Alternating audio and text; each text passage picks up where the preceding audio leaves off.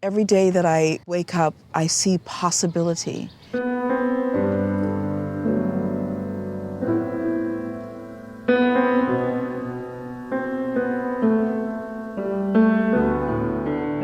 Well, I was born in Jamaica, and I moved to the United States with my family when I was about 10 years old.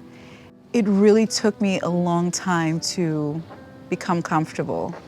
I was so introverted and so quiet, and I think when I look back on it, my feeling is I was always the artist. There's a place in my dreams where I know we could be. When I was in high school, I decided to take piano. And I had a wonderful teacher by the name of Mr. Bergmuller, I want to say is his name. And he sat me in front of the piano and he gave me a book, and I just started eating the music as if I should have always been playing music. It was like, this is what I should have been doing all of my life, and I loved it.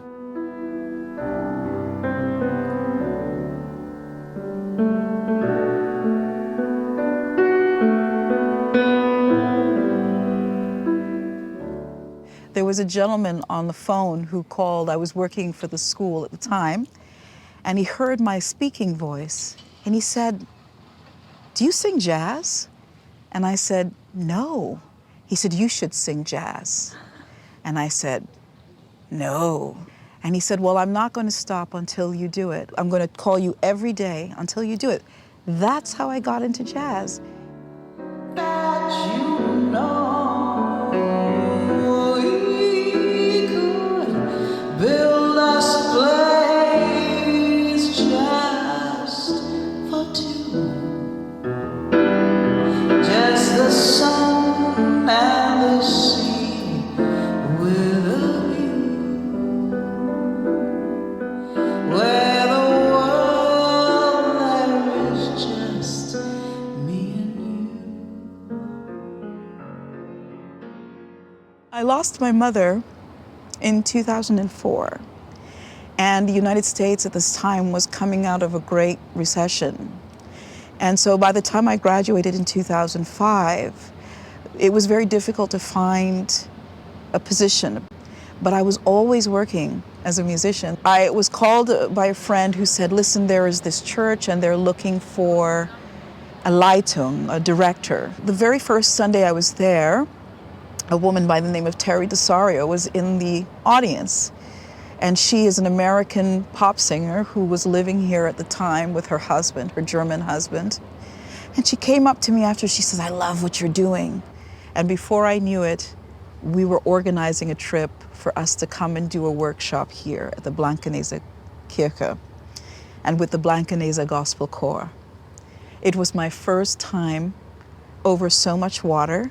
It was my first time to Europe. We landed October, I want to say 22nd, because it was gray and cold and wet, and I was in love. We had an amazing workshop over a week and an amazing concert. And when we landed back in Florida, after it was over, we were invited to come back and do it again. Sometimes I feel like a motherless child. Sometimes I feel like a motherless child. Sometimes I feel like a motherless child. Alone.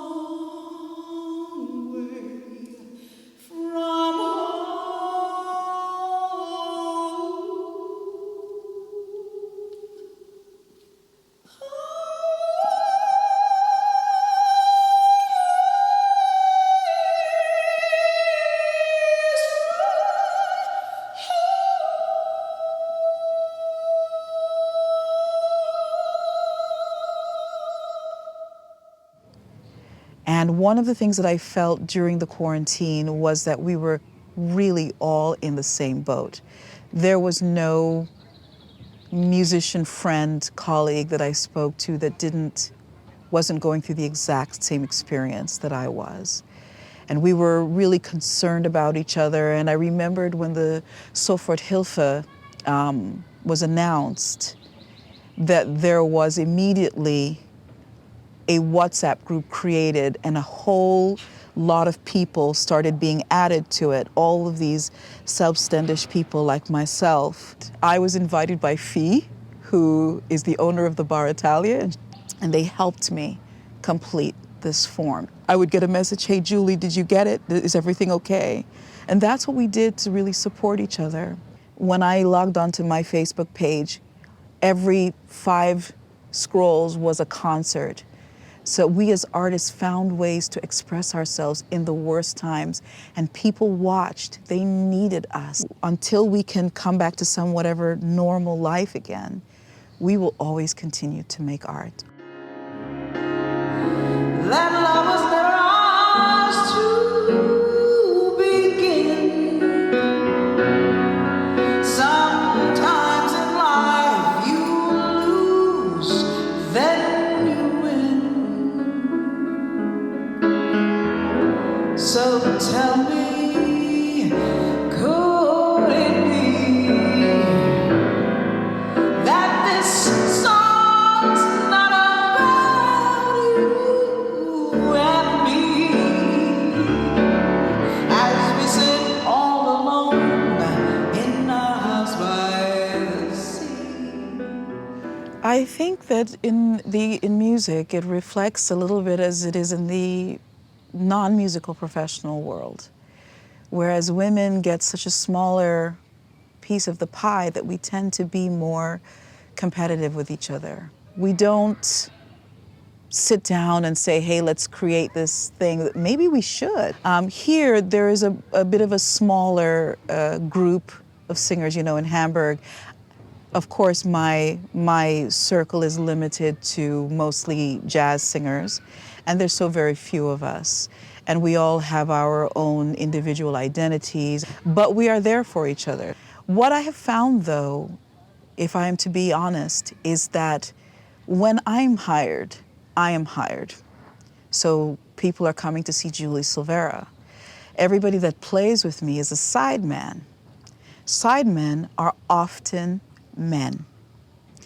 And that's something I would love to see change. Lisa Wolf, Sophie Oster, we have some great players here. I remembered someone said to me once that, okay, well, you'll work because you're pretty. And I thought to myself, the way that you look has nothing to do with what you do. I remembered in the United States losing work because I didn't look a certain way. And it didn't matter if the person that they eventually hired for me was as good as me, as long as they presented in a different way. So I've had that experience as well. It was very disappointing. One of the beautiful things about here is that it doesn't seem to really matter. At least not for me when I'm playing jazz club, especially as an American. I bring authenticity, and that's what people want. And it's one of the reasons why I think as an artist, and especially as a Black artist, Europe is so wonderful. As we sit all alone in our house by the sea, lovely place wrapped in blue, lost in green. They tell me.